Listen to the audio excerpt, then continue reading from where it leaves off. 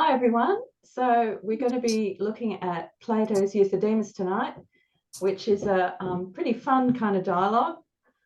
I've had a lot of fun looking at it, and we'll see how far we get tonight. We may not get through the whole thing. So it's one of the dialogues where it's kind of done as a reported speech by Socrates, essentially. It's not done directly. Many of the dialogues, we have the participants taking part with direct speech, but here it's a reported set of conversations from Socrates, and he's telling his friend Crito what actually happened. Now, I remember last time when we looked at the Gorgias, I was pointing out that we should take seriously the Greek word which opens the dialogue.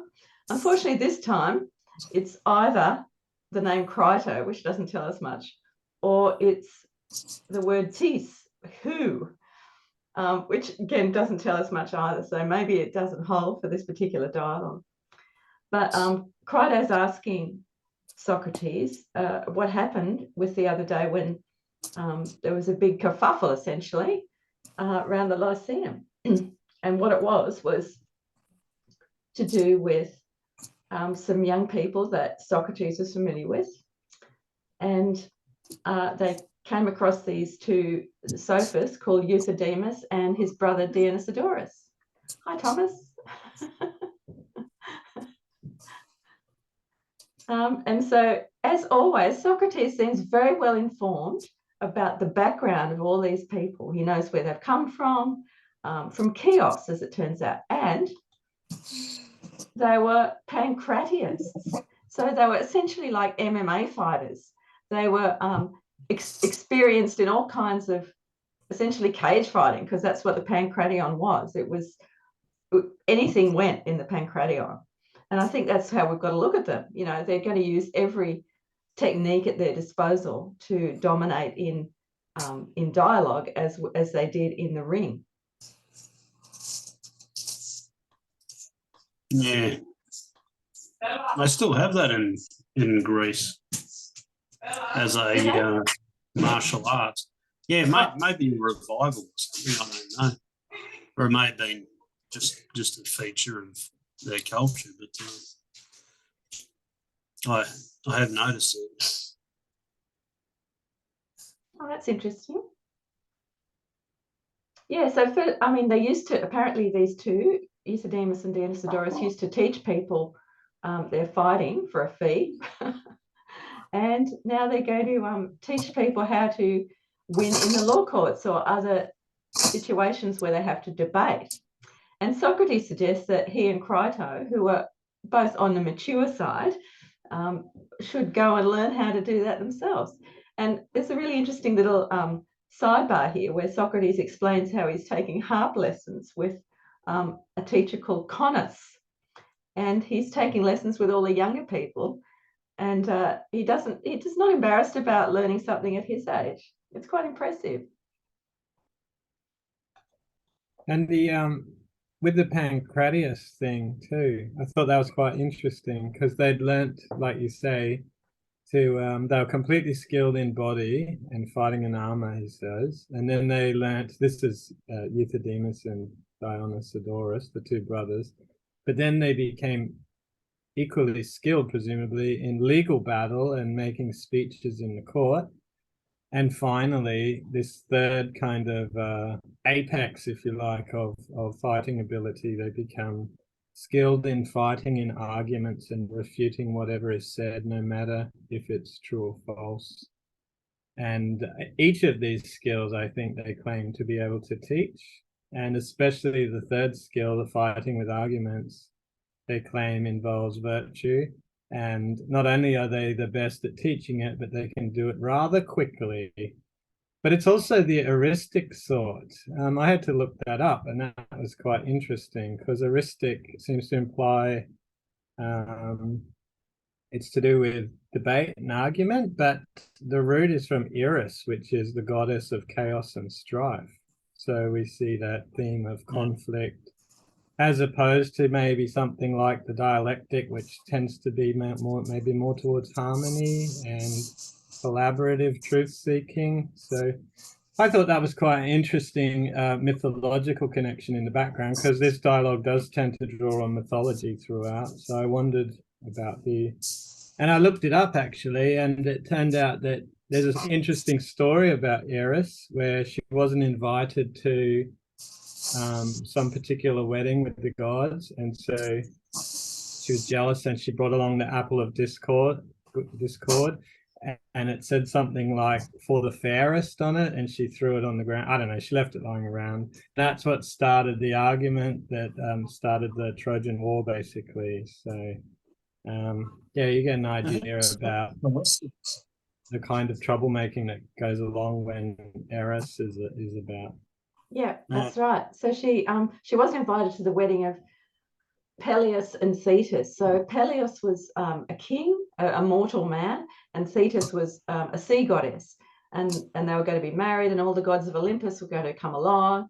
And yeah, she was the one who wasn't invited, so she brought that golden apple and just hurled it, and yeah, that's what started the competition between Athena, Hera, and Aphrodite as to who should get the golden apple. And yeah, and it was Aphrodite promising Prince Paris that if she got the apple, he could marry the most beautiful woman in the world, and that was Helen. And yep, that started the Trojan War. So yeah, it's an absolutely key mythological moment for Greco-Roman culture. You're right, Courtney.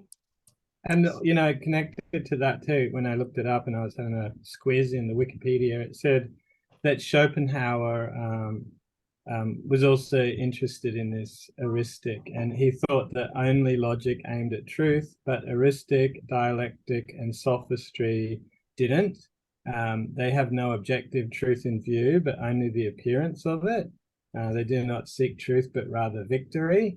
And I thought that was interesting because Schopenhauer, obviously, as a modern, sees logic as going up to the truth. But here you've got him putting heuristic and dialectic together and sophistry together, whereas clearly Plato sees dialectic as some sort of different activity, which is truth-directed, as opposed to, say, heuristic or sophistry, which is the kind of people that he kind of seems to be struggling against throughout the dialogue. So that's just an interesting little point before we move on. Yeah. Just one other general thing about the dialogue, like with the style that it's in, it's kind of hard sometimes to follow who's actually talking. There was a few times where it was like, okay, wait, I need to read back up, and then I'm like, I think it's this person. I'm not sure. I'm like, yeah, I definitely got lost a couple of times in it. It's an odd style. I find like Plato dialogues sometimes are hard to follow, even when it's in the style of generally saying who's speaking, because sometimes it doesn't have that. But this one feels like even more challenging in that regards. Yeah, and you're right. And at different times, Socrates sort of says, oh, well, actually, maybe that was him who said that, and I'm not really sure. So yeah, there's a bit of a kind of question mark over some of the reporting here. Yeah, and then on top of that, like the names being foreign, like they don't click in my brain at all. So it's like it just adds more layers to it. Yeah. But it's an interesting style, like in terms of like how different it is from the other one. Yeah. Yeah, and also, and I think with this dialogue in particular, the relationships turn out to be key. So there's this young man, Cleinias, who I think, if I read that correctly, is the cousin of Alcibiades.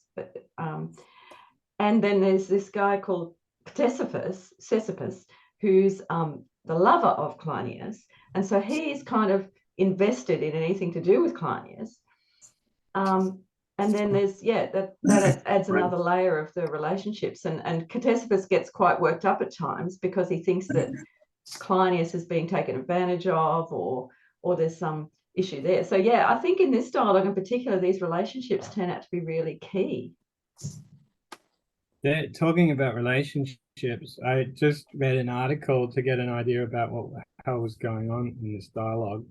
And there's a relationship in here that the commentator thought was relevant, and it's an interesting connection. Apparently, he refers to Cleinias as the son of a particular man a couple of times, son of Axiochus or something. Yeah. And the point of that apparently is that that's the uncle of Alcibiades, and together Axiochus, whoever his name is, and Alcibiades were tried for what's the word?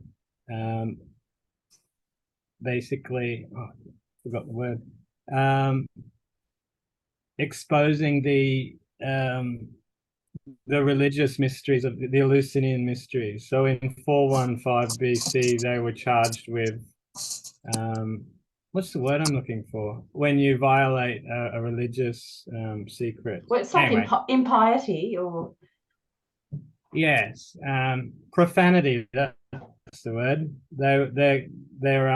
They were charged for that crime, and it was the Eleusinian mysteries that that they weren't allowed to reveal what was going on in Eleusinian mysteries, but they did. But the interesting connection here is that Socrates does a similar thing in front of the son of this man, who was obviously, according to the commentator, raised without a father and without a state because his father was jailed or whatever, or exiled, one or the other. And he does exactly the same thing. He does a public showing of profanity by commenting on the Corymbic mysteries around this, So it's like a direct parallel, which is really interesting, because then I looked up the Corymbic mystery, and apparently it has to do with various things, but the thing that seemed to stand out and its relevance to the dialogue is that it's an initiation into manhood kind of mystery, which is interesting, because then once you think about that, you get an idea that this is really about a kind of initiation for the young men of Athens into, what is the right way to live as a citizen. And there's a struggle going on between the Sophists and the more Socratic enterprise. It's really interesting if we think about that in the background as a rite of passage. Yeah. Yeah, that's really interesting. Thank you, Courtney. I do know there is a dialogue called Axiochus, and it was for a long time thought to be by Plato, but it's not anymore. So but yeah, it'd be interesting maybe to read that in relation to this dialogue. Sorry, Shane, you go. Oh no, I was going to comment in a different direction. Just one other general point that I was thinking about, which might sound like an odd point to make, but this is probably one of the dialogues that I find a bit gay. Like, in the sense that there's just lines in it that just that's a pretty gay line. I mean, like literally, like where it's like, we'll take you your sons as bait to catch them. I feel sure that their desire to get the boys will make them give us lessons too.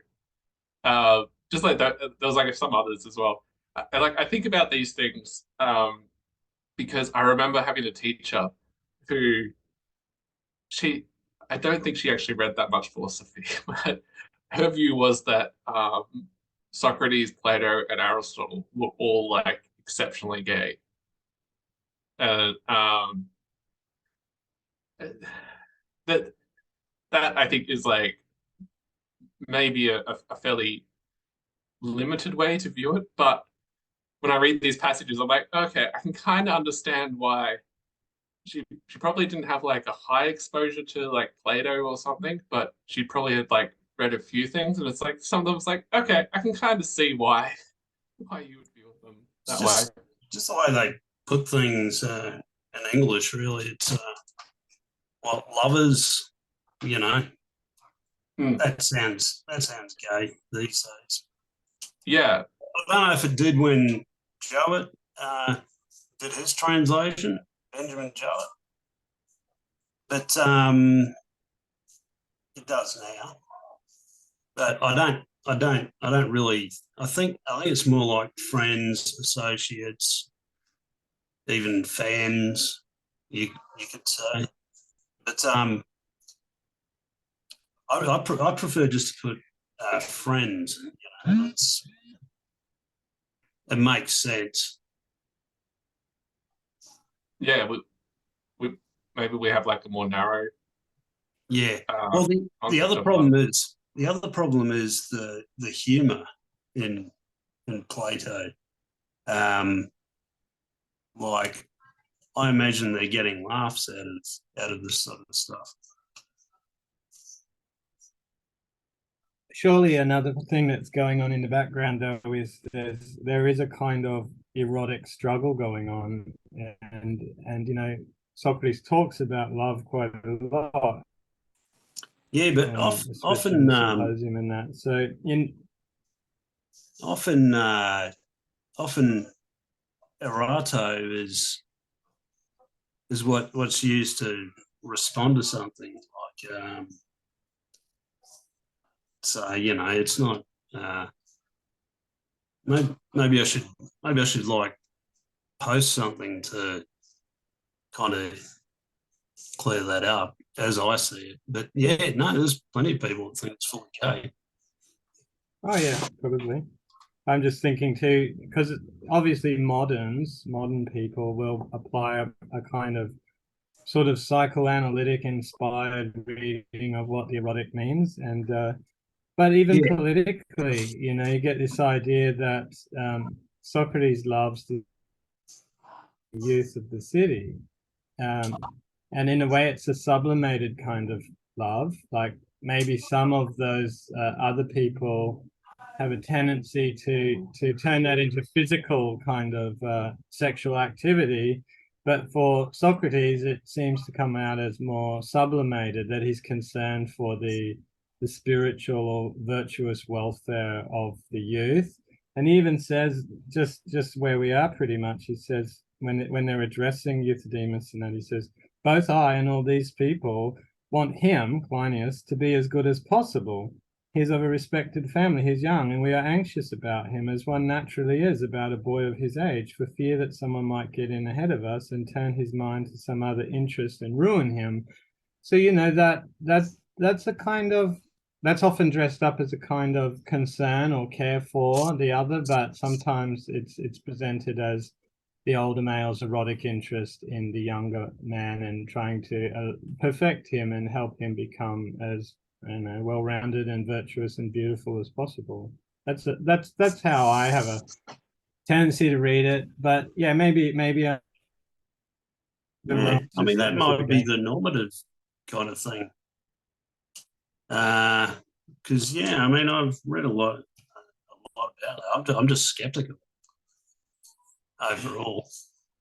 But I don't know. I think I'm an outlier in being skeptical about that. I think it's different. I mean, there's obviously different cultural framings going on. I mean, you know, that's obvious. We can't just, Yeah. and it's kind of, you know, reductive and pointless to say, to try to view it as if it were in our society, and it's a completely different culture. So yeah, I mean, I think we've kind of just sounds, yeah, it still sounds foreign, you know, but I don't know. Maybe we should get past that bit. maybe we're overthinking it. Yeah, I think so. Yeah, sorry, it was just a side point that I thought of as well. Sorry. It's okay. Well, look, where are we? I'm kind of on top of page 711 in our PDF. Is that where we are? Yeah, that sounds about right. That's what we've covered. So basically, Euthydemus and Dionysiodorus, they're not shy. They come right out and say they can teach Cleinias everything he's going to need to know, and yep, they make a pretty bold claim. And Socrates says, "Good heavens, what a claim you make!" And so, yep, they're very confident about it, and they want to give a demonstration and to teach if anyone wants to learn. So by this time, there's a little bit of a crowd gathered. In addition to Cleinias and Ctesippus, there's some other people as well. They're all grouping around. And Ctesippus is very kind of protective of Cleinias. And then everyone's ready to learn. So Socrates, on the next page, Socrates invites Euthydemus and Dionysodorus to do their absolute best to give a good demonstration, particularly since it's important that Cleinias takes lessons in virtue, essentially. And there's a bit of a background about Cleinias's family and how what a good family he's from. He's very vulnerable, young age. And Euthydemus says, okay, it makes no difference to us, Socrates, so long as the young man is willing to answer. So would someone else like to kind of talk about this kind of cross-questioning that takes place between the Sophists and Cleinias? Yeah, it makes me think there's this YouTuber streamer I watch who reads philosophy texts, and his whole point is you never want a philosopher to get going. Like, you want to fight them on like every single premise they give you, because there's probably going to be one where you're like, yeah, okay, I'll agree with you, and like then they're like, 30 more steps down, and you're like, you have no idea where you are. But it's like there's this other thing where they've like played a bit of a or not necessarily a trick, but it's like it's more disagreeable than it probably seemed initially, and that's what it feels like with this one, where it's kind of like they're just there's some questions they have where it feels like, oh, it's like, no, you need to push against that, like where they're giving the dichotomy. Like, I think like I sort of highlighted in red some of those things they said where I was a bit like, oh, that's the point where you need to put them in the track, like stop them.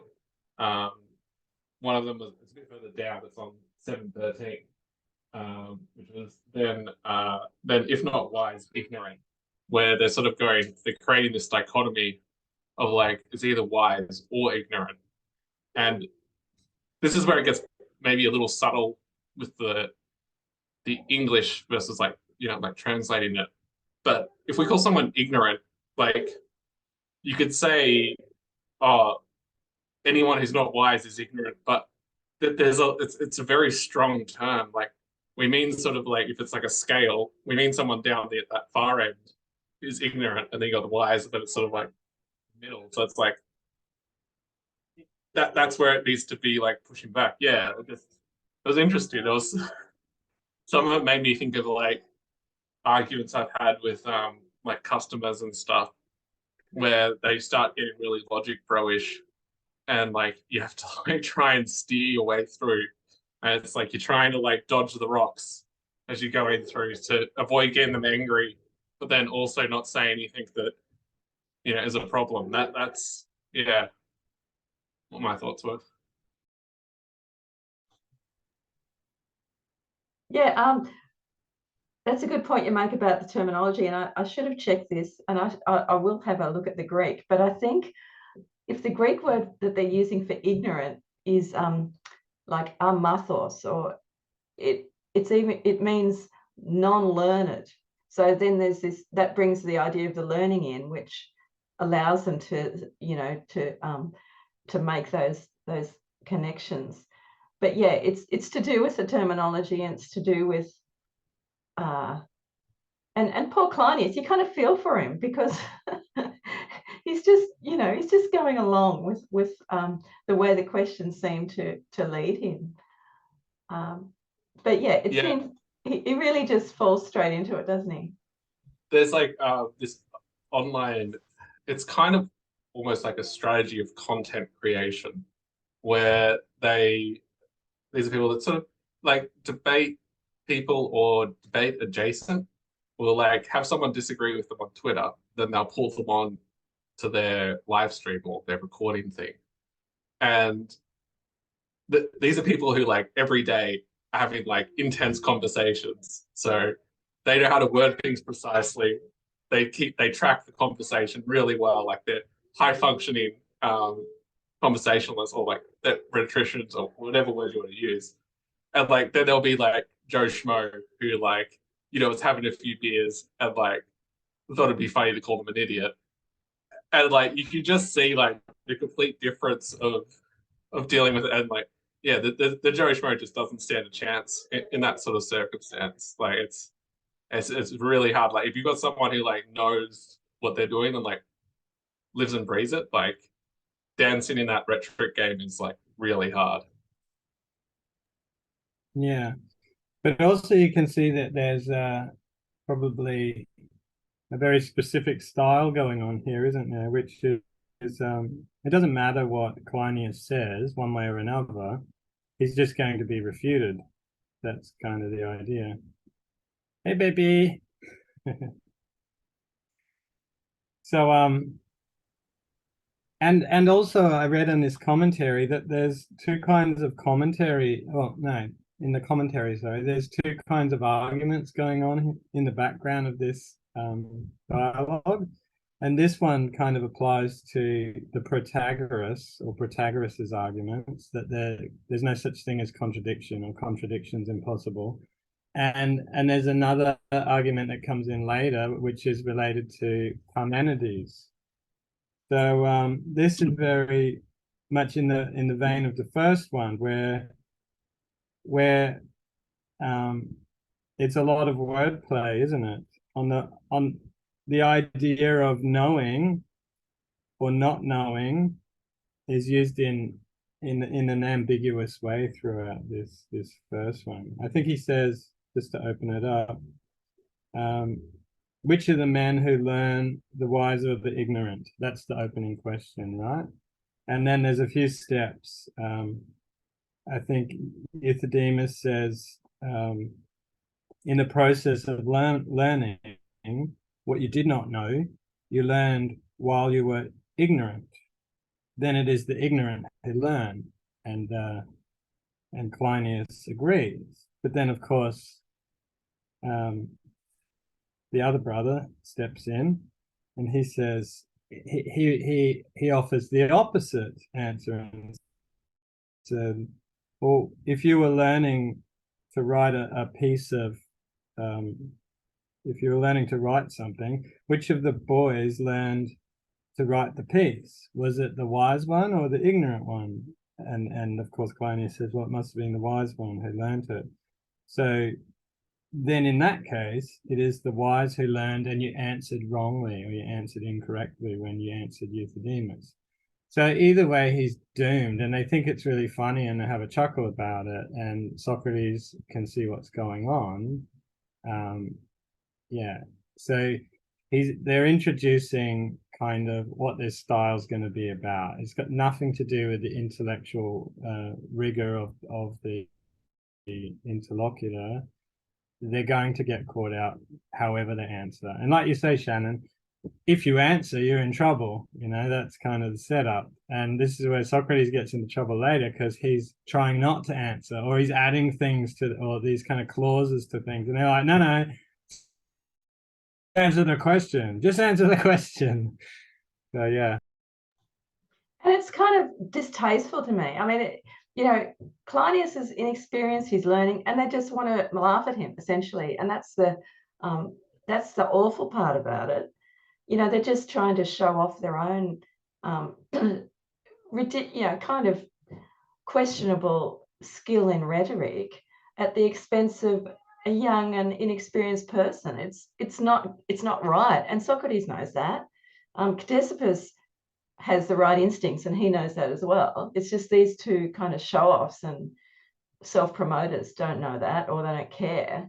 But yeah, I just checked the Greek, and the word for ignorant that Plato's using here is amateis, which means not learned.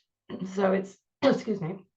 It kind of means, and it kind of renders more pointed the idea about, is it the learned or the not learned? And obviously Cleinias is going to say it's the not learned who learn. But yeah, that leads into that trap. And so, yeah, Socrates says towards the bottom of that page, we, on the other hand, were panic struck and kept quiet. Euthydemus, observing our distress, and in order to confound us further.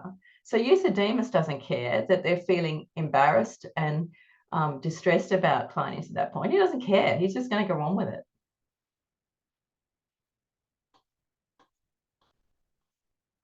Yeah, and I think this it brings up an interesting question, which is that when you take on okay, there are people who are always going to be better at rhetoric than you are, and they're going to be able to do these type of games where they can twist things around. But then the feeling of being twisted around and in this rhetoric way tricked versus just being wrong, and people are asking pointed questions that are actually relevant and do actually drive a truth sort of thing. I imagine the feeling between these two types of conversations is going to be extremely similar. Like it would be yeah, it'd be very hard to tell in the moment, I think, is someone genuine with you, or it feels easy where you could be oh, well, they're just a rhetorician, they're just flowing around words, they don't care about truth, da, da, da. Which when you look at a lot of disagreement in the world, especially political, because it's probably the strongest and most important type of disagreement, that does seem like a fairly common comment or criticism that gets leverage at the other side, which is oh, they're not actually being truthful when they engage in this. It's just rhetoric. They're just playing with words, and there's always going to be a truth there, because on some level, all politics, it's going to be packaged in a little bit of rhetoric. So yeah, it just seems like a very difficult problem to overcome, because there's a lot of charlatans in the world, and I think there's a lot of people who do actually care about truth. It's hard to sort those two buckets. And isn't the question too about, well, truth to what end? So in a sense, here you've got an argument which is knowledge for knowledge's sake, or knowledge for the sake to overpower and win, for victory's sake, versus knowledge for the sake of learning how to apply things in such a way that it improves other people and oneself, things like that. So there's different contests going on. And the Socratic method here, the dialectic, kind of presents itself as a kind of approach to truth that doesn't always appear to win. And in fact, it can become the victim, and it can be trodden on, and it can be trampled, but it still wins in an ethical way somehow, because winning is not the question, it's the appropriate use of things. But obviously you're going to have interlocutors, people that you're dealing with, who won't think like that. For them, it's not sorted out naturally what the goal of an argument is for. It might be for them just to make the stronger argument at any cost, and to win, and to make your point more, loudly and forcefully. That might be the way it works in your particular line of work or industry. And this is a mock. This is a kind of mock political demonstration of the type that is going to happen throughout, well, has been happening, I guess, throughout Socrates' life. Yeah, so.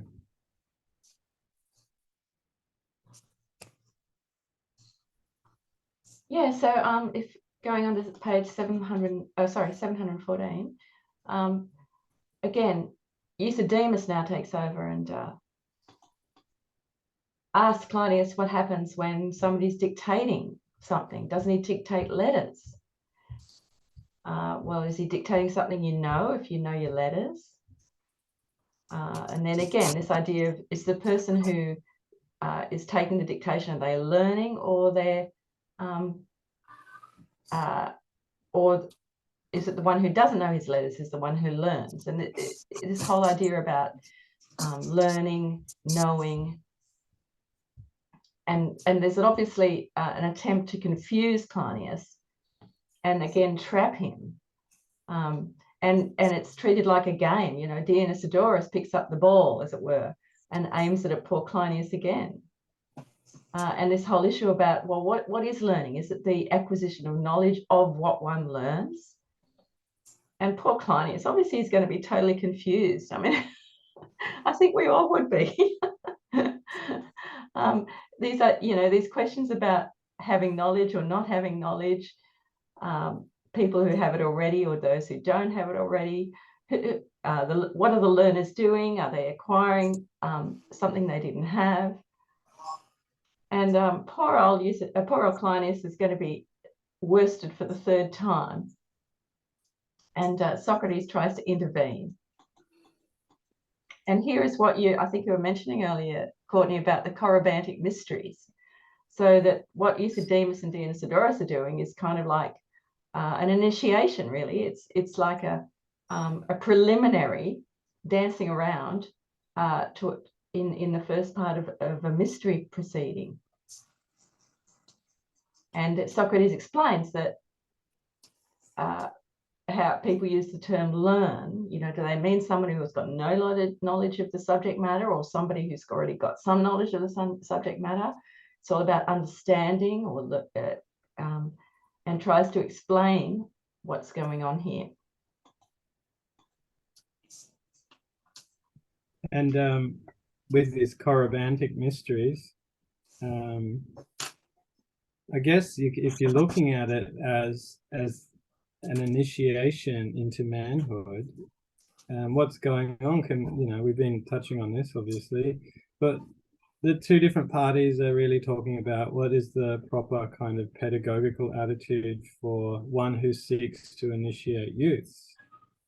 So obviously the Socratic enterprise involves a more gentle kind of love where he cares for the soul of the other. But the other one is something that we should all be worried about. It's a more predatory relationship in a sense, where you could imagine these teachers who charge money, who just, it doesn't matter what you want to know or what you need at the moment. They just give you a technique, a method, and they will demolish you and kind of confuse you, because that's what's going on in the Corybantic mystery. There's this confusion and this overwhelming kind of discord, which stuns you.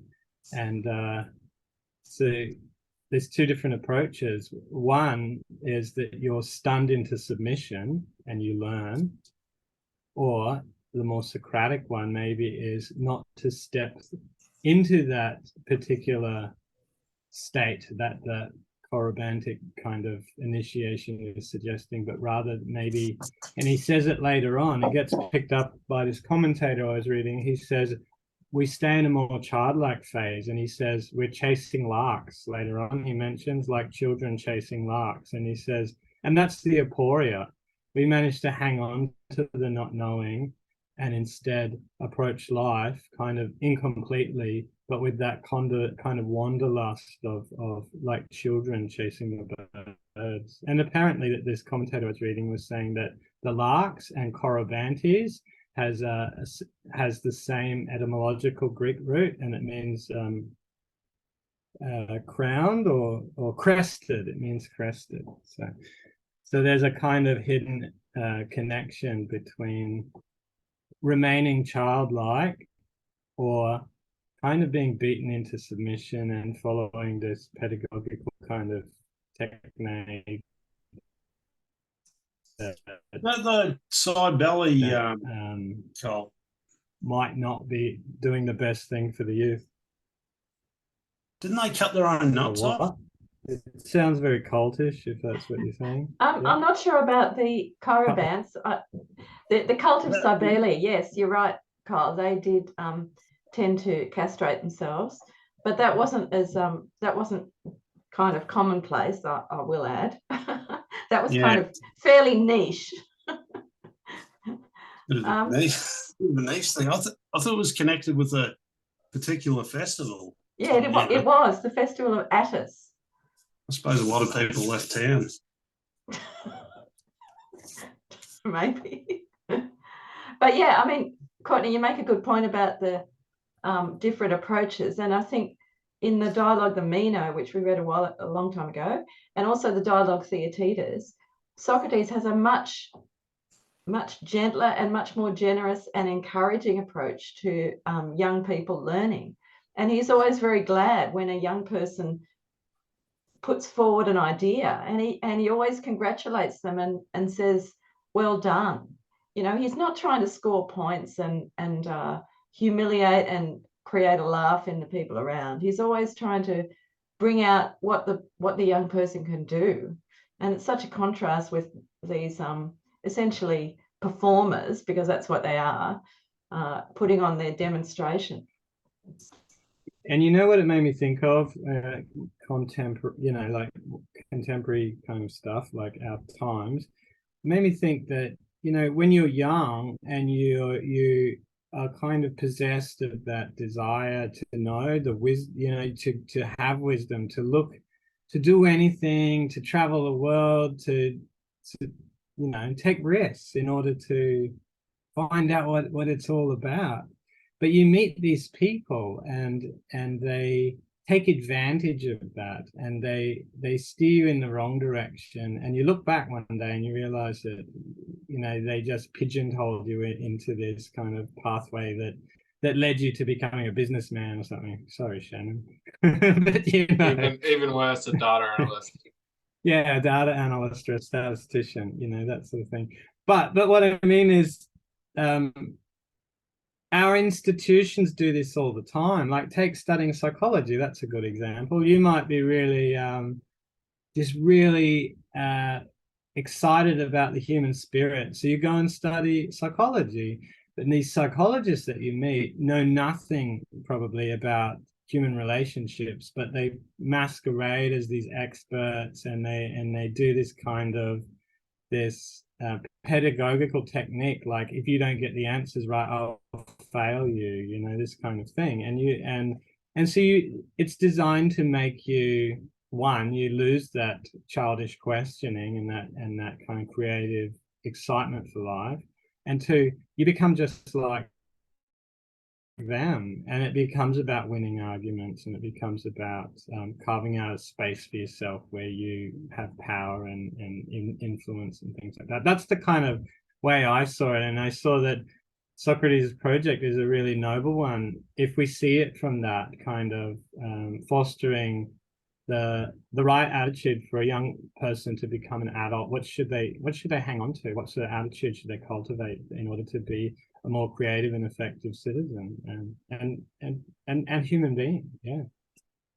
Yeah, like, just to riff on that a little bit, like I've been thinking of that recently as well, Courtney, like around uni and like the way things are structured. Like, there's things in my course where it's like, oh, but like, is this actually the case?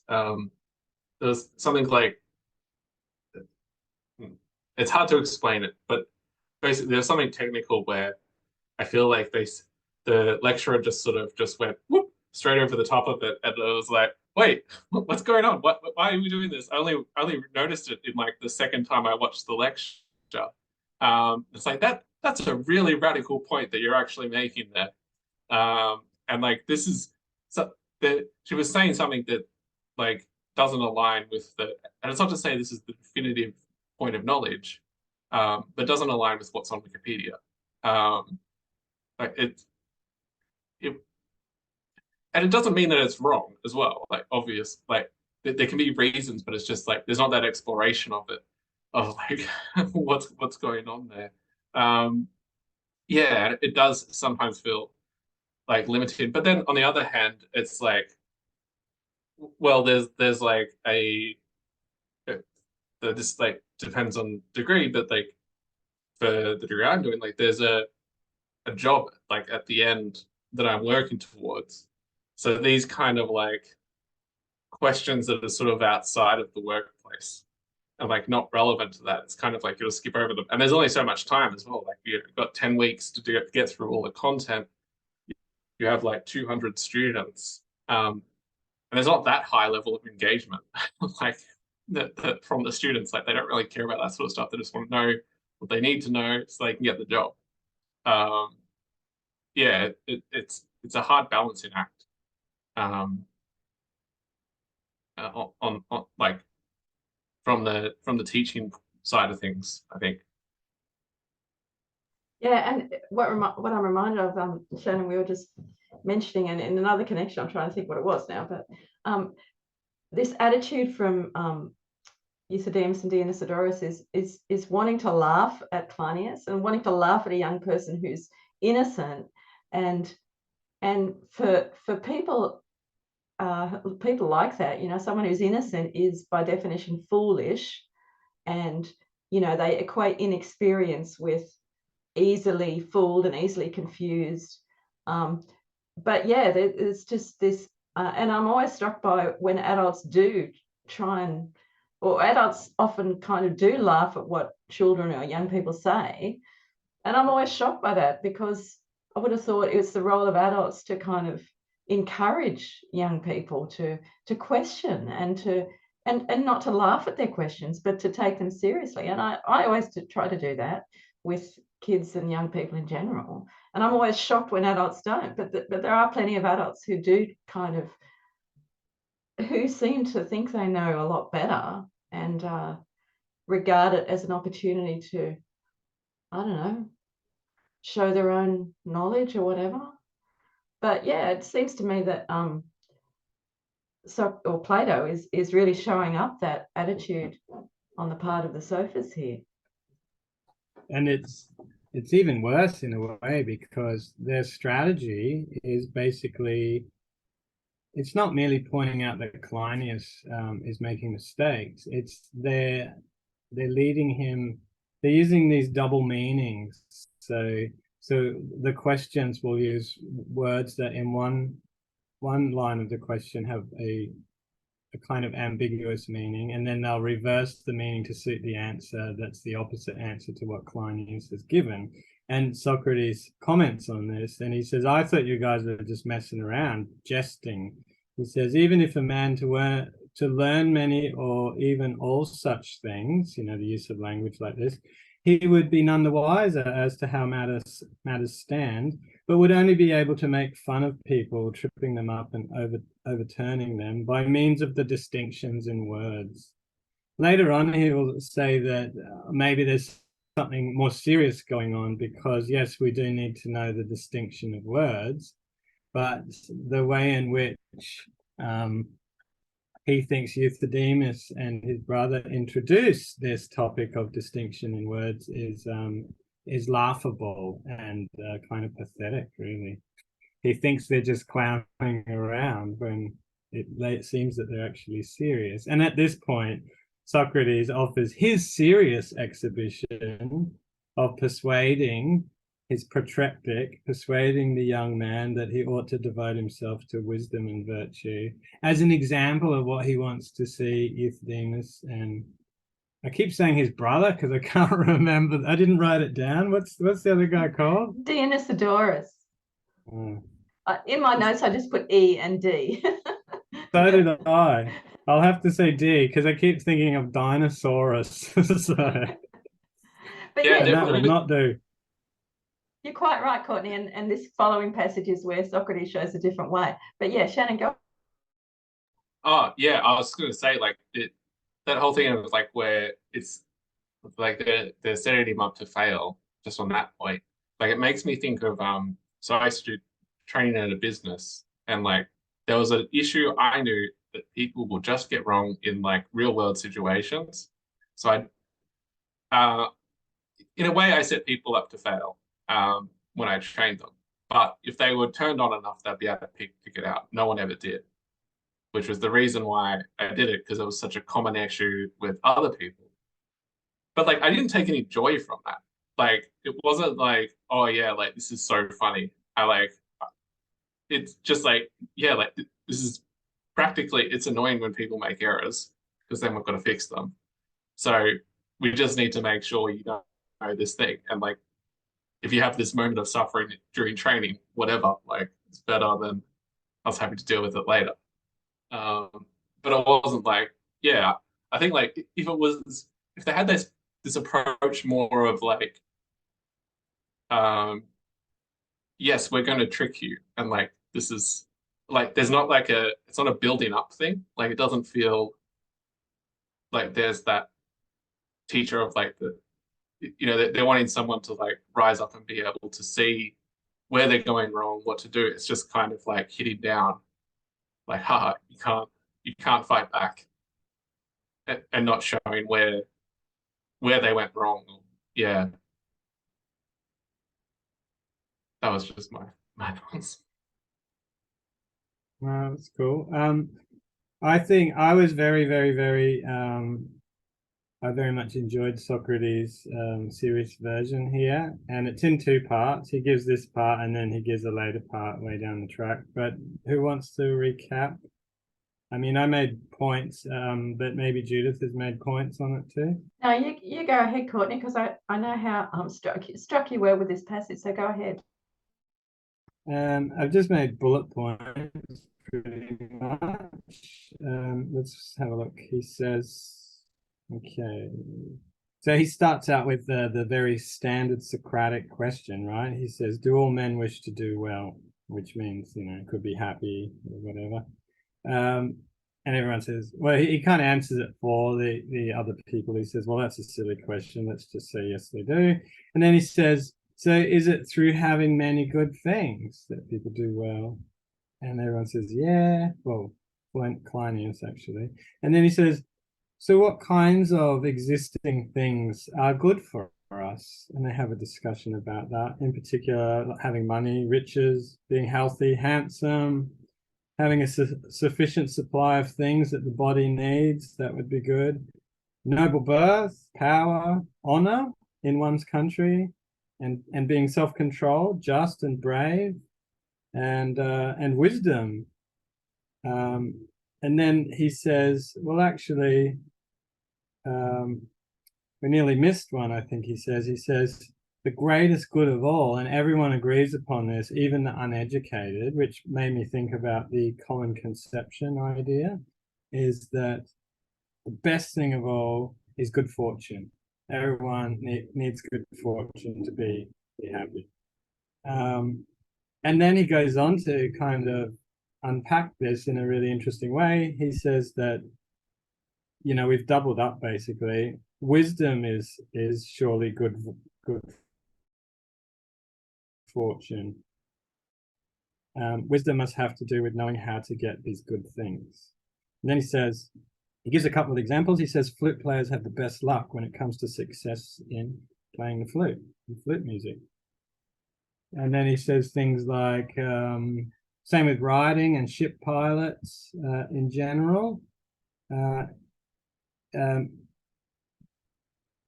So in general, you would probably trust a ship pilot, a good ship pilot, than someone who no experience in it before, because their skill associates them with good fortune. So taking into account the vicissitudes of luck and danger. And he uses doctors. And then finally he says, therefore it is luckier to do things in the company of wise men. So he's kind of building on this whole thing. Wisdom makes us fortunate in every case. And if a person had wisdom, he had no need of any good fortune in addition. So he's still narrowing it down.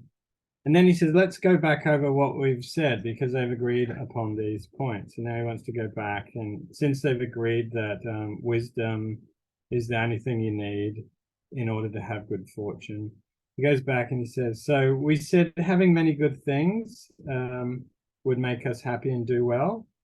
The good things have to be good because they must be of advantage to us and they must be useful.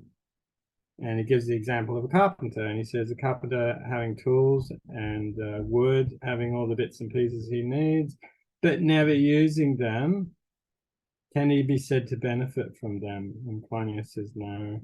And it's the same with money, just having money for its own sake is not going to make you happy. You have to know how to use it. And so he says, someone who means to be happy must not only have such goods, but must use them too, or else there's no advantage. So it's the possession of good things and the use of them. And then he brings this in. He says, And not only the use of them, but they need to be used correctly. They need to be used rightly. He says, yeah, that's true. They need to be used rightly. And he says, in fact, if they're not used rightly, you could use these things that we call good, and harm can be done. If you misuse them, it could be harmful. And it's more harmful than if it wasn't used. And he gives the example of carpentry. So like if you're building a house and you misuse the wood and the hammer and the nails, you'd be an idiot and the house would probably fall down and kill someone. So he says, what rules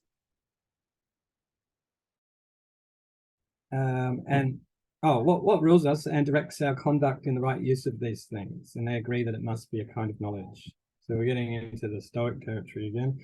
Then knowledge seems to provide man not only with good fortune, but also with well-doing in every case of possession or action.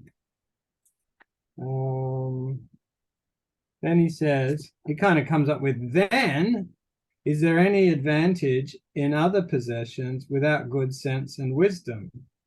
Would a man with no sense profit more if he possessed and did much, or if he possessed and did little? If he did less, would he make fewer mistakes? And if he made fewer mistakes, he would do less badly. And if he did less badly, would he not be less miserable? So yeah, of course.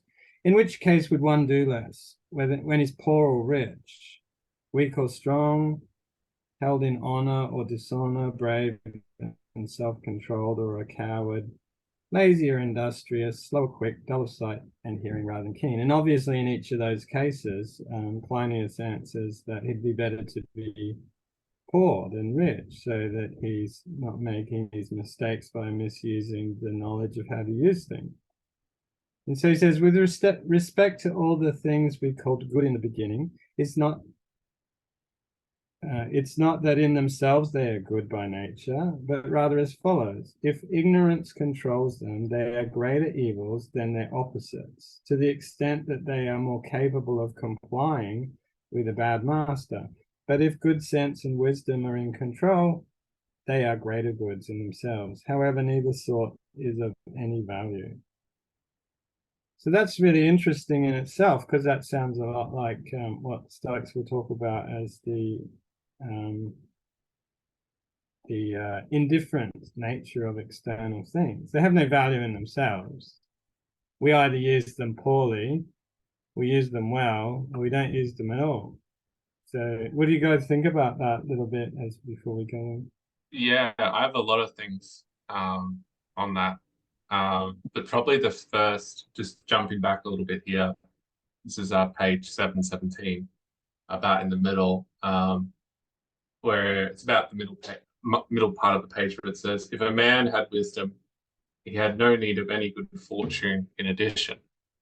Now, this is where, getting back to my point of not letting the philosopher get running and kick him in the legs when they start up on a light jog. The previous page, like previous points, more the way I read them was more saying they have less need of good fortune. And then it's kind of like they have no need of good fortune. But it seems to me like that's more a mitigation. Like if you go to like a witch doctor versus like a medical doctor, like there's like some risk that you're taking on, like but both sort of have some level where like good fortune is important.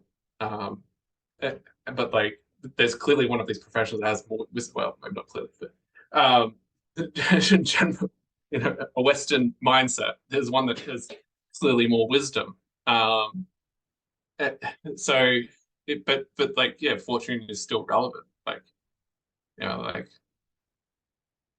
like deaths still occur.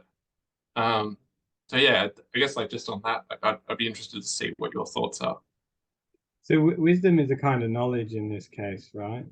So yeah, I guess if you had to decide whether to trust that homeless guy who's got a rusty old scalpel, or the guy who's in an office with a medical degree and you know that he's undertaken 8 years of study, who would you say you would rely on in order to have good fortune? Yeah, the person with the medical degree. Yep.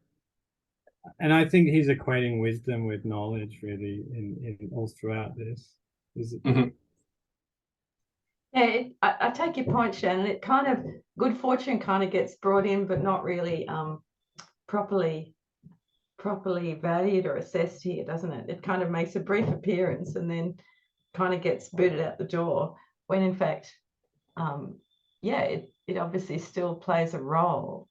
And in fact, it's not 100% clear how we're supposed to take this passage in terms of the fortune issue.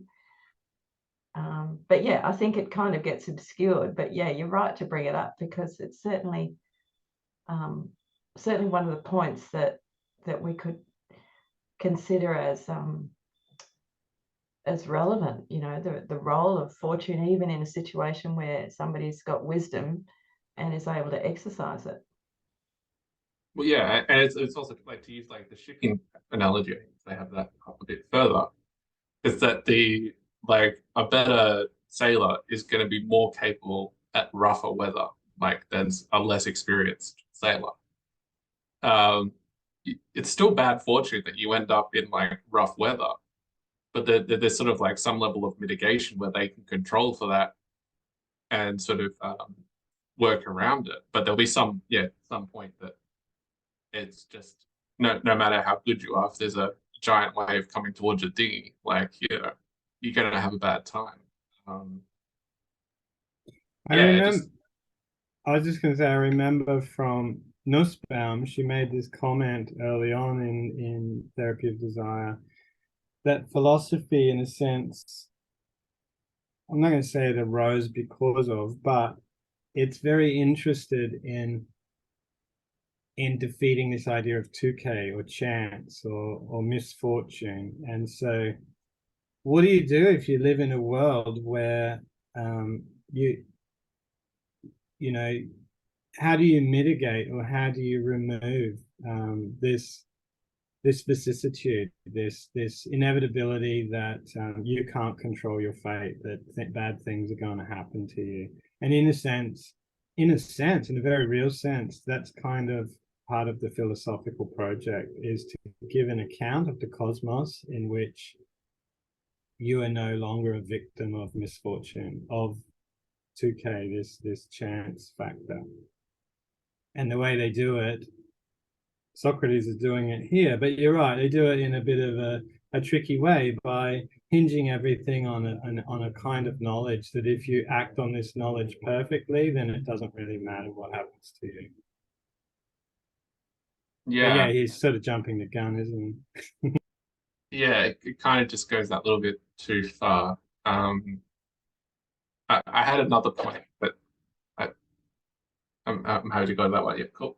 So the other one was like, like that if you're in possession of something but you don't know how to use it, it doesn't have any benefit. But it seems like there could be things that do exist that have benefit even when you don't know how to use it. And like the clear example would be power, which indirectly you could say is money, but in a more slippery sense, yeah, like maybe it's a little broader. But if you had power and you had no idea that you actually had it, or you weren't capable of using it, like, it seems, so long as you were at least vaguely aware that, one, you had it, that it exists, and two, that you don't really know how to use it, it seems that would be beneficial to you, simply because how other people would behave towards you. So like, say like, like, you're the president of the United States and you have no idea how to send the nuclear, like put in the nuclear codes. You just completely don't understand how to do that. But everyone thinks that you know how to do it. So, and you know that you don't know, but you know that you can use that leverage, that power that you don't actually, that you do have access to, but you don't really have access as to knowing how to use it. Yeah, maybe it doesn't challenge the point much, but it's just something I was thinking of with that paragraph. It's a strange example. I don't know about that. Like, obviously, power is a good example too, because the Stoics, we're getting a bit beyond this, but the Stoics are going to use power as an example. They're going to say that you've got a part of God inside of you, but you don't know it. And in not knowing it, you either do nothing with it or you abuse it. And abusing it is ignorance and it's evil. And that's in fact the source of evil in the Stoic conception. So they are taking this idea and applying it to power, like literally.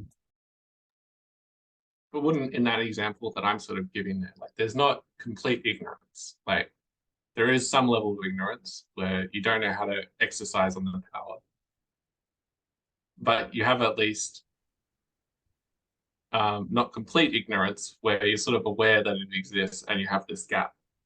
I don't know much about politics, but I can imagine if you were seen to be a bumbling idiot of a president, that might provoke your enemies to actually push you, and do things that are going to test the boundaries of what's appropriate and not, because you look incompetent. So I don't know, as long as there's a few things riding on this, you might have power, you might not know how to push the button, but you have to at least appear to look competent as well. So there's other things going on. Oh yeah, absolutely. Like there would have to be, there's some sense where other people have to think you know that. So you have to sort of be aware that you have to play the part, like, but you have to be an actor, which I feel like a lot of politicians are very capable at doing. Like the vast majority are capable of sounding competent on an issue they have no knowledge about whatsoever. That's how they're able to handle all the different portfolios, because they're like, yes, I have the Minister of Agriculture. I did some gardening once, but let me use like all the technical words so I sound at least vaguely like I know what I'm talking about, and that will be good enough. Like, I don't think this is like insurmountable. Like, it's not like someone putting on airs of understanding. I don't think is like it's a fairly everyday occurrence. But in that case that you just gave, I think you just gave a really good account of someone who is misusing power. Well, it depends. I don't know. You have refuted yourself, Cleinias. But is that misusing it? Like if you're pretending that you know the nuclear codes to leverage things, like it depends what you're leveraging from that, from the social power that you have. I think it would come down to that. So you I guess like you would have to be, to say it's good, you'd have to be wise in the good things, but maybe unwise, like to be in this circumstance, be unwise in like more practical matters of remembering how to punch in the launch codes. Yeah, maybe I've taken us afar of the of the text. So if someone wants to wheel us back in, back on track, it continues with the argument a little bit more if you want to carry on. He says, what is the result of all this? Isn't it that of the other things, those goods we talked about before, like power and wealth and things, no one of them is either good or bad, but of these two, wisdom is good and ignorance is bad.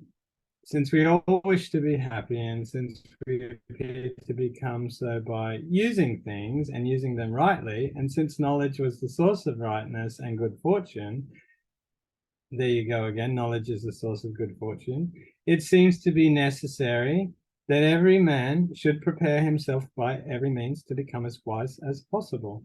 You should do what you can to pursue wisdom, and he even says, even if that means becoming a servant to others or the lover of someone, all this sort of stuff, but only if wisdom can be taught.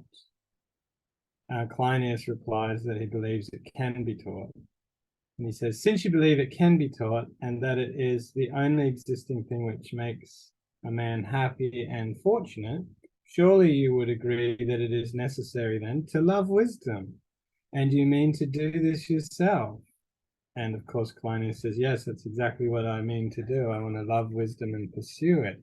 I think what this does too, you know, aside from what you were talking about, Shannon, is it shows the vulnerability of the person who truly loves wisdom, because it means that they, like he says, they're in a situation where they'll do whatever it requires in order to get closer to wisdom, to love wisdom. And if they think that means it comes from attachment to a certain person, they're going to do it. So there's a real responsibility for the person who's telling other people that they can deliver wisdom, because it puts them in the role of a potential destructive force that this young person's kind of learning and experience.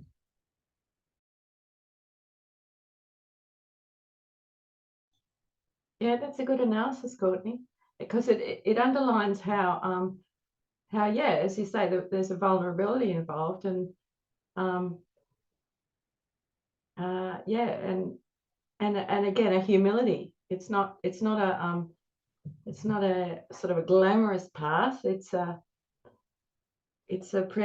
can be a lowly path, or a socially kind of frowned upon path. And this also does a few other things, this little speech, because if you remember, he was saying, this is what I want to see, this is what I expect from you, to wise man, to convince Cleinias that he wants to pursue wisdom. And that's what he's done here, because at the end, Cleinias says, yeah, cool, that's exactly what I want to do. So that's the protreptic element, which is exhortive, or he uses the word hortatory, which is a new word for me. But also in the first part, where he does a bit of cross-examine, yes, no, yes, no, yes, no, with Cleinias, that's the elenchus. So you get to see certain structural features of dialectic in play too. So he's showing off his method too, saying this is what I expect to see. So yeah, not only you're getting the kind of appropriate kind of style of looking for knowledge in a certain kind of way, but also a kind of technical display as well, which I think is quite interesting. Yeah, so that introduces the kind of the next phase of the argument, and in fact Socrates invites Dionysiodorus and Euthydemus to kind of continue, and he says he tells Crito that he was particularly attentive to what happened next. What were they going to do? And so interestingly, because we came across this in the Gorgias as well, first of all, Dionysiodorus isn't quite sure that Socrates is serious or not. And so he actually has to ask, you know, are you saying this is a joke, or do you want it truly and in earnest? And of course, Socrates says, no, he's in dead earnest. And so, yeah, he has to reiterate that he really does want Cleinias to become a wise person and not to be ignorant. And then this peculiar kind of argument is brought forward, which caused a lot of trouble in the dialogue, actually. So Dionysiodorus says, well, do you want, is Cleinias wise or not? Well, no, he's not yet. He's a modest person. But you people, and I guess by that Dionysiodorus means Socrates and Ctesippus, you people wishing to become wise and not to be ignorant. We agreed. Therefore, you wish him to become what he is not, and no longer to be what he is now. And Socrates says, when I heard this, I was thrown into confusion. And he broke in upon me while I was in this state and said, then since you wish him no longer to be what he is now, you apparently wish for nothing else but his death. Such friends and lovers must be worth a lot, who desire above all things that their beloved should utterly perish. And of course, this causes Ctesippus to get quite worked up, and starts a whole argument about what's going on. And an argument about what happens when people talk about sort of hypotheticals, I guess. Are they talking about something that is not true? And we are led into this argument about whether false things can be said, which is again quite technical. You get the two sophistic styles of arguments here that they want to teach as well. And one of them apparently is Parmenidean. So, for example, that one about killing Cleinias, it's based on this idea from Parmenides that being is one and non-being is not, and what is not cannot be said. So the differences between things cannot be accounted for, and therefore there is no distinction between truth and falsehood. And this argument is going to get used a few more times throughout in the different forms. But basically, it doesn't allow for it's kind of hard to explain, isn't it? But basically, when something is the way it is, it can't be any other way than the way it is. You can't imagine it being anything other than what it is, because that doesn't exist. And being is one also means that all different that all things must be the same thing. And which invites all these problems later on, where he says, for example, if you have knowledge of one thing and I'm talking about that thing, and you have knowledge of the same thing, or you're talking about a different thing, but we're both talking about knowledge, well, knowledge is one. And so being is one. That oneness is the same, regardless of its variation. It's the same oneness. It's the same one thing. And therefore we know everything, kind of thing. It's ridiculous, but it's a Parmenidean argument, apparently. And the other one about contradiction, where he leads them into contradiction, apparently is the classic Protagoras style of arguing. And that's why Socrates admits that he knows these arguments, but they throw him into confusion, and he admits that they are destructive to their own argument, which he tries to point out. He doesn't get very far doing that, does he? Just on that, that part, like who would utterly perish. Like I sort of thought about similar things around this, of like regrets and such, where it seems like people that have lots of regrets, it does sort of get to a point where it is almost a form of suicide, or like, maybe suicide's a strong word for it, but there is kind of something there where like they don't want to be who they are. Like, because like your experiences sort of define who you are. Like, I guess it comes down to like what your philosophy of self is. But at least to me, in a layman's sense, it's like it comes down to your experiences make up a large part of who you are. And to then sort of desire the destruction of like key moments that are part of who you are, like, does seem like a type of suicide there, like to have like that many regrets. Not to say that like some amount of regrets is a form of suicide, but it seems like there'd be some point where like someone had so many regrets over their life, you'd be like, yeah, I don't know. It's an interesting point. And it is kind of funny too, because like of like this thing of like wanting your beloved to die. Like I think about myself, like this idea of like getting better, like whatever exactly that means, like that's a big driver for me. And like, it doesn't really bother me that then that means the me that I am now will be gone, because like I want to be that different me. Yeah,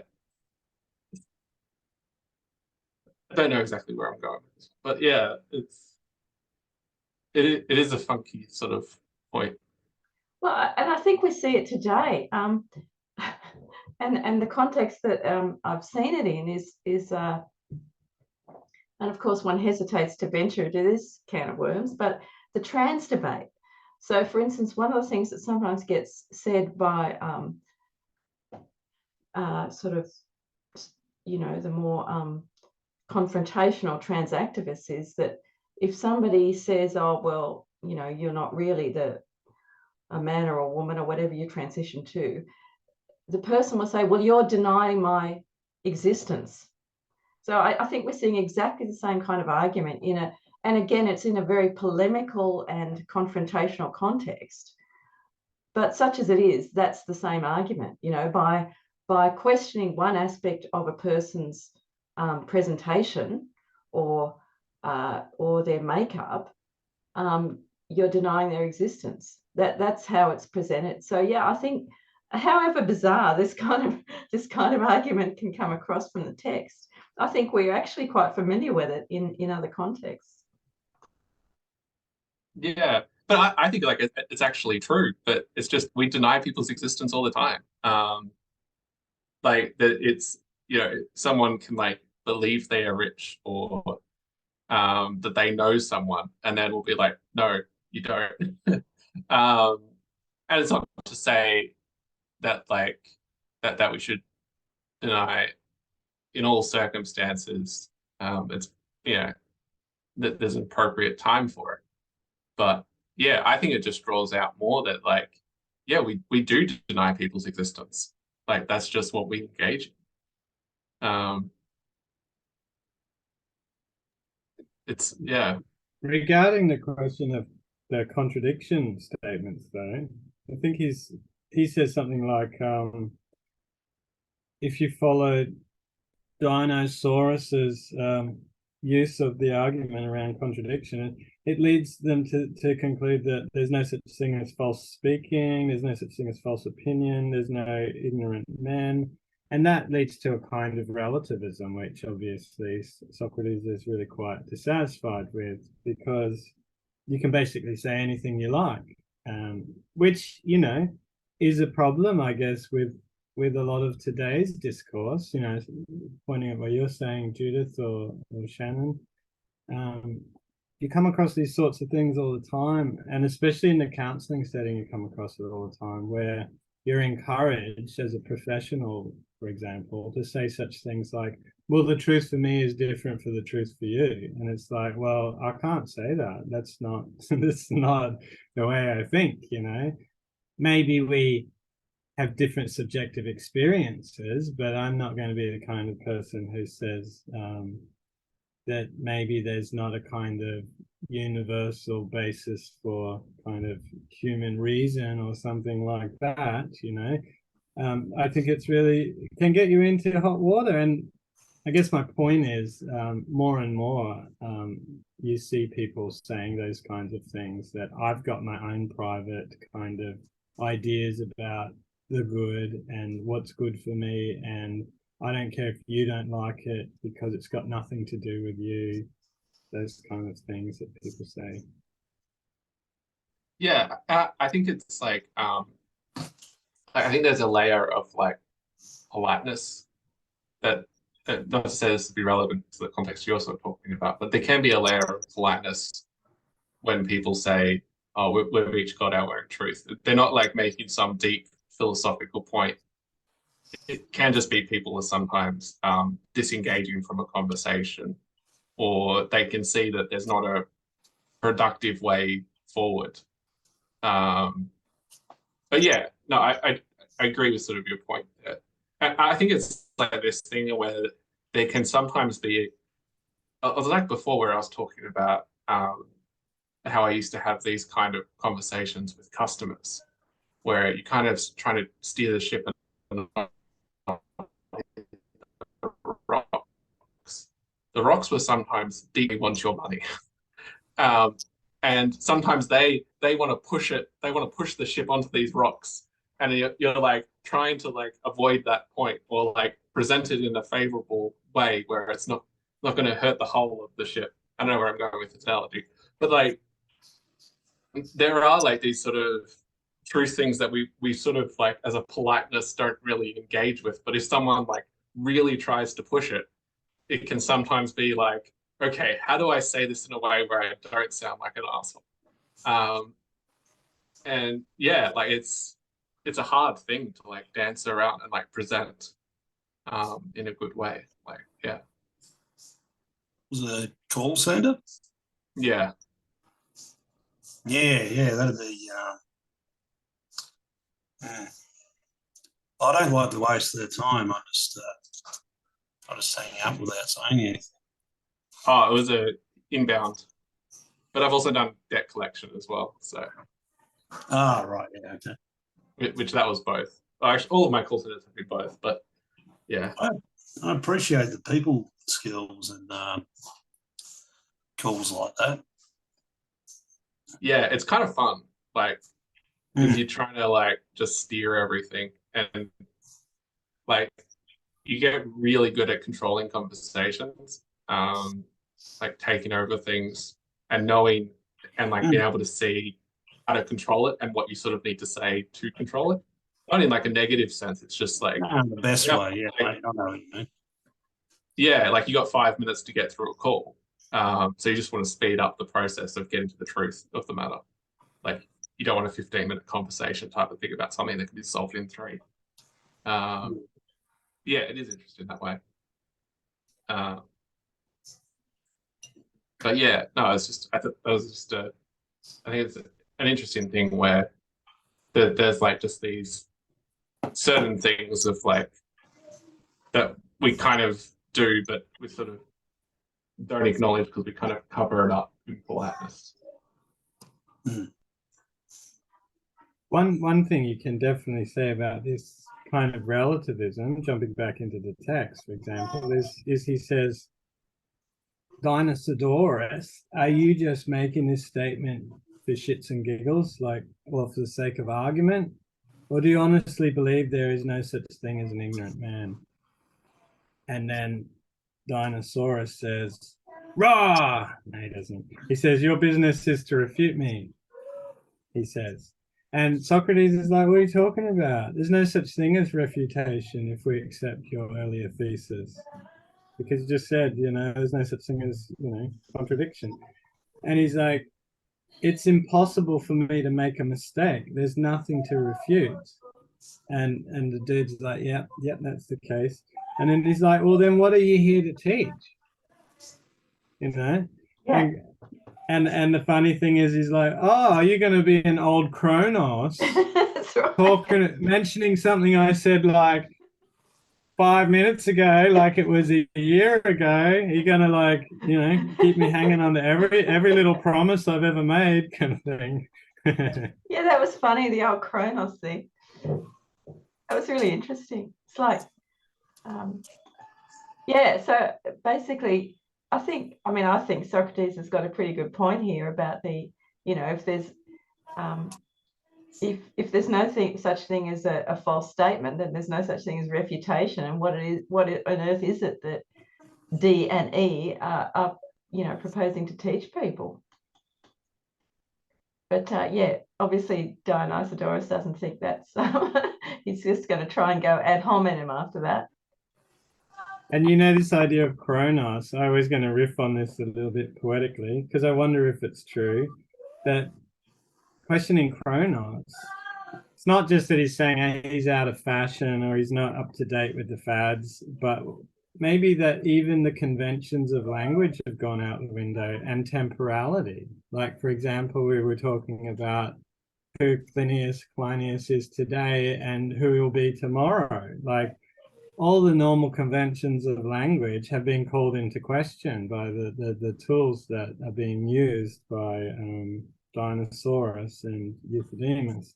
And I think I was wondering if that was the reason Kronos gets pulled in, but maybe I'm making too much of it. Yeah, just on like this sort of perspective, I feel like we're probably all going to be fairly agreeable that we don't agree with the sort of more radical skeptic position. But there are things that like make me wonder if I just don't understand what people are kind of saying when they put forward like less like subjectivist positions, like radically skeptic positions. Because I know of a YouTuber online, Kane B, he's done a PhD in philosophy. He's been making like philosophy YouTube videos for 10 years. Like he's not a not to say like that he's like an absolute expert, but he'd be pretty up there. And he is like a fairly radical skeptic. Like he takes nearly everything doesn't exist type of thing. And it does make me at least uneasy in my confidence that someone who has definitely studied more, I would consider like intelligent, capable, has that position that's like, oh, okay. I just feel like I have like no idea what he's actually saying. That was the guy you had a YouTube kind of encounter with, wasn't it, or not? One of his friends. Oh, that's right. That person is like a lot more. Just he's a bit wacky. He's not someone who I would respect intellectually, but yeah, he probably does have fairly similar views. Like they're probably within the same ballpark of each other. Maybe he's Yeah. just trying to lead the youth away from virtue. That's right. Maybe, yeah. But yeah, Well, I mean, when there's someone who's very intelligent and they've worked in the area a long time, and you kind of think, oh, surely these what you think are pretty obvious self-contradictions, don't seem to have any force. Yeah, I know. It's weird. yeah, and I've watched like some of his videos on some of the skeptic stuff, and it's kind of like, oh, okay, I probably don't have a good answer to that, which does make me feel uncomfortable. But then I just remember it's philosophy, so I don't have to care. There's this classic line in Epictetus where he says something like, you skeptics never accidentally mistake your mouth for someone else's when you're shoveling food into it. So you act as if you say one thing, but you act according to nature. You act according to what is actually the case. Yeah, but of course, the skeptics say, well, actually, he's misunderstood the skeptic position, and he's just presenting a reductio ad absurdum of the skeptic position.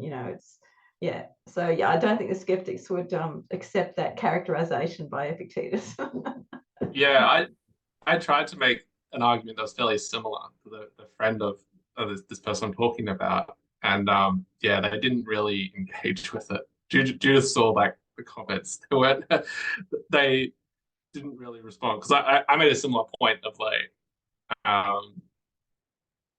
that if you're crossing the road and like you're like there's cars coming, I'm not gonna cross. Like you don't cross. Like there's just like this practical barrier that I just find really hard to get over.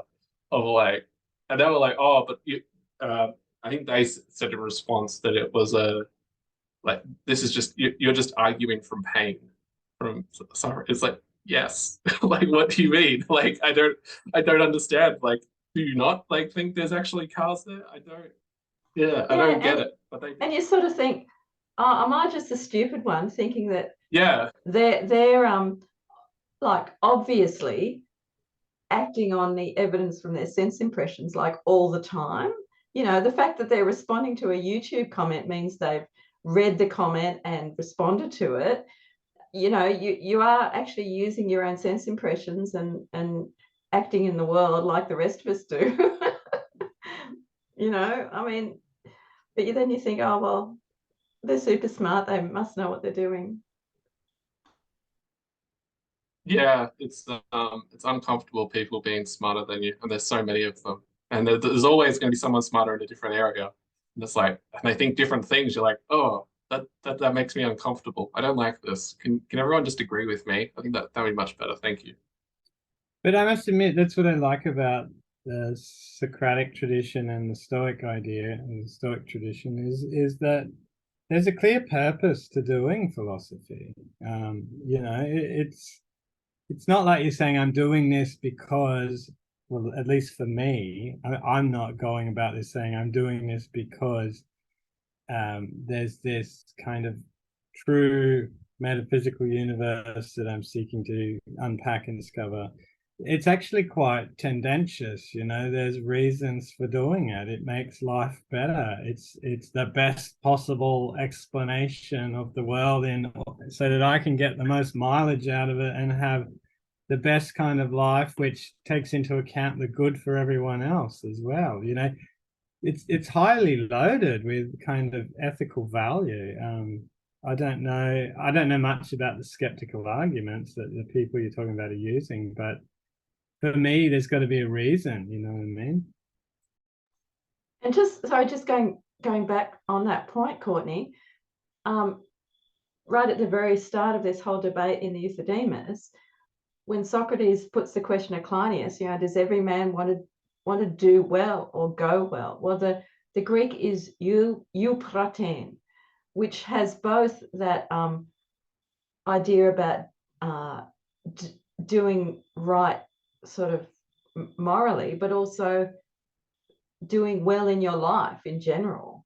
And that's where the Socratic Stoic position has a lot going for it, in that it conflates, you know, doing right and doing well. You know, as in the Greek, it's the one expression. In the English, we've got two slightly different expressions, but they kind of come together in that in the idea of doing well, doing right, doing well in life is in all its moral and its practical implications. Yeah, and there's these sort of articles of faith here. There's like doing right, doing well is good for you and good for other people. You know, these things are the kind of stuff that's kind of taken for granted in the background when we're talking about this sort of stuff. So anyone who doesn't like this stuff can just go, no, why do those things go together? But that's the way it's packaged. And you'd have to be a miserable motherfucker, in my point of view, to think that doing well and doing the good, you know, wasn't good for you, wasn't the best for you, kind of thing. Hi. Hello. Congratulations are in order, I believe. Thank you. Thank you. Yes, that's right. You got locked down. Yep. That was Thursday. Oh, well done. Congratulations. Thank you. Yeah. Good job. Good job. You should try and get him stuck in one of these logical problems. I don't know, something like, Ashley, did you marry someone? And you say yes, and I go, then you married my mum, and you say, no, I didn't marry. But are you married? Are you married to someone? If you're married to someone, you must be married to my mum. Right. Okay. But that's okay because I married my mum too. Yeah, I didn't get that far. I got so.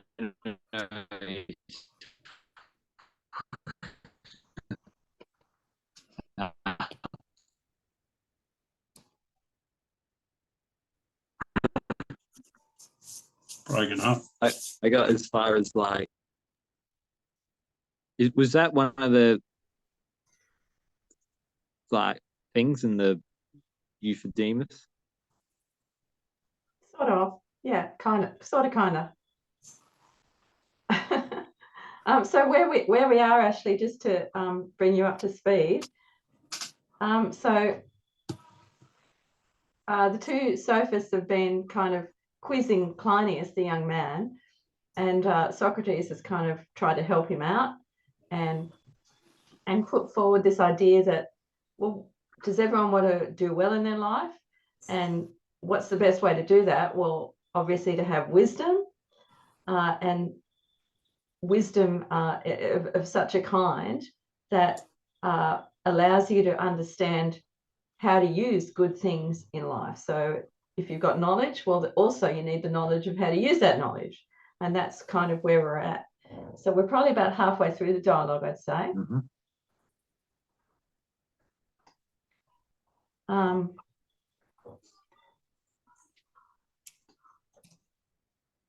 So yeah, so what Dionysodorus and Euthydemus have been saying is that there's no such thing as refutation, there's no such thing as a mistake. And Socrates' question, well, what are the sophists doing in trying to teach people if nobody's got wrong ideas anyway?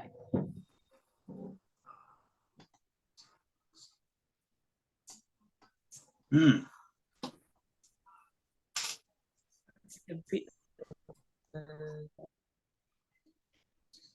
So an interesting thing about, at the end of page 724, just after this mention of Cronus, and then 725, Dionysodorus had said that Socrates was going to be useless or helpless in dealing with the argument.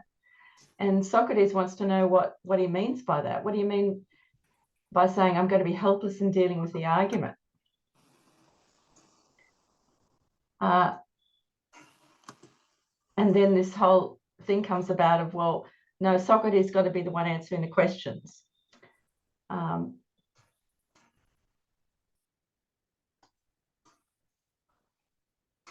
you get the feeling that there's two different language games going on, to use a Wittgensteinian kind of phrase, because he sort of like says, you got Socrates on one hand going, obviously struggling to look for a plausible reason why Dionysodorus is being so difficult. And then Dionysodorus is like, you're just babbling, man. So they're actually applying two different methods kind of simultaneously. And who wins? Dionysodorus, because he says, follow my instructions and answer, since you admit that I'm wise. So he trades on the power of his assumed wisdom. And that way it goes into that thing that I was saying before about how these people, if they get accepted as authorities or as voices of wisdom, they are in a position of power that they can use to subjugate or dominate the other person in the party. And that's the kind of thing you see in a lot of technical discourses nowadays as well. I'm wondering if that might be a good place to kind of wrap it up for tonight, because we are almost nearly halfway through the dialogue, I suppose. And Courtney was thinking we were going to finish it tonight. Obviously, that was never going to happen.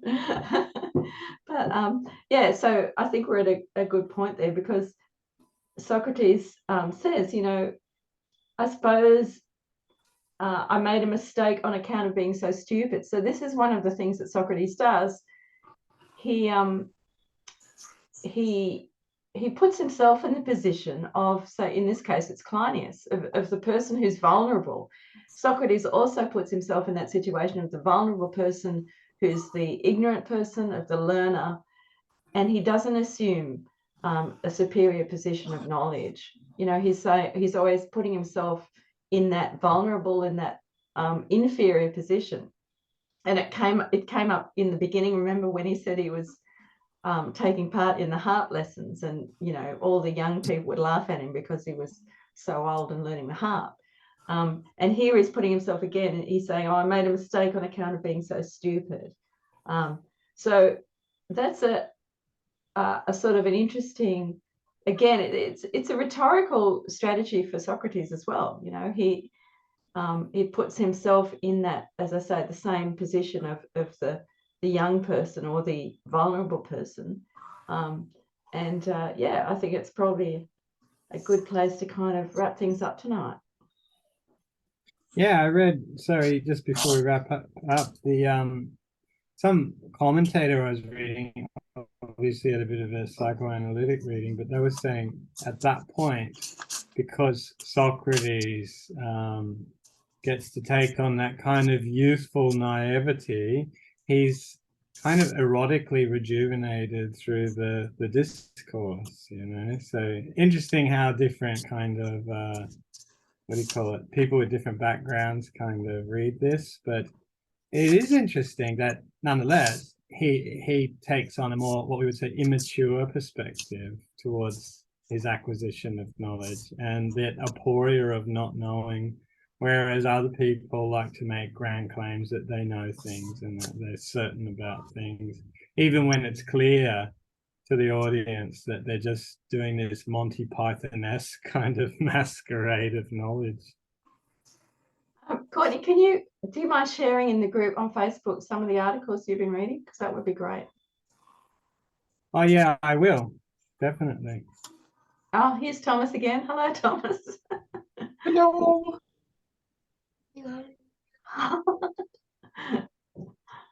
Is he becoming a philosopher yet? Does he love wisdom as much as Beautyphiliac loves wisdom? He loves number blocks, Oh. which is, close. Dad Yeah. loves number blocks. Yeah, number blocks is fun. It's got numbers and adding. Multiplication, what fun. You can see my food. That's what he's excited about. Right? All right. Well, we might make an end tonight, but I'm glad you could join us just for the last few minutes, Ashley. Yeah, thanks. I tried to get here earlier, but it's been a bit of a crazy week. Yeah, Fair enough. Yeah. All right, No worries. gang. I'll catch you tomorrow, Jude. Yep. I'll see the rest See you of you. tomorrow. And see Stoic ya. God. Anyone's interested, tune in. What is it? Oh, what?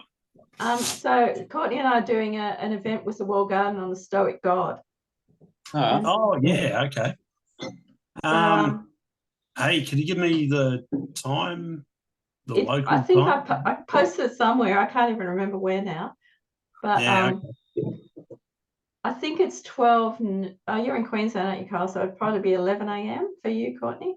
But Yeah, 11. I can deal with that. Yeah. yeah, double check the Wall Garden on there and just double check the Pacific time for your time zone. Yeah, okay. Oh, I saved your message about it. So it was at 1 p.m. Sydney, I think Melbourne time. I think it's actually 12 noon Sydney and Melbourne because California's moved either towards or back from the daylight saving. It's now an hour different. So it's I'm pretty sure it's 12 for Sydney and Melbourne, 11 for Queensland. Oh, cool. The time difference is due to plate tectonics, just if you didn't know. Something like that. All right. Well, thanks not everyone. politician. And we'll see you next time. Good one. See ya. Yeah. Bye. Yeah. Right.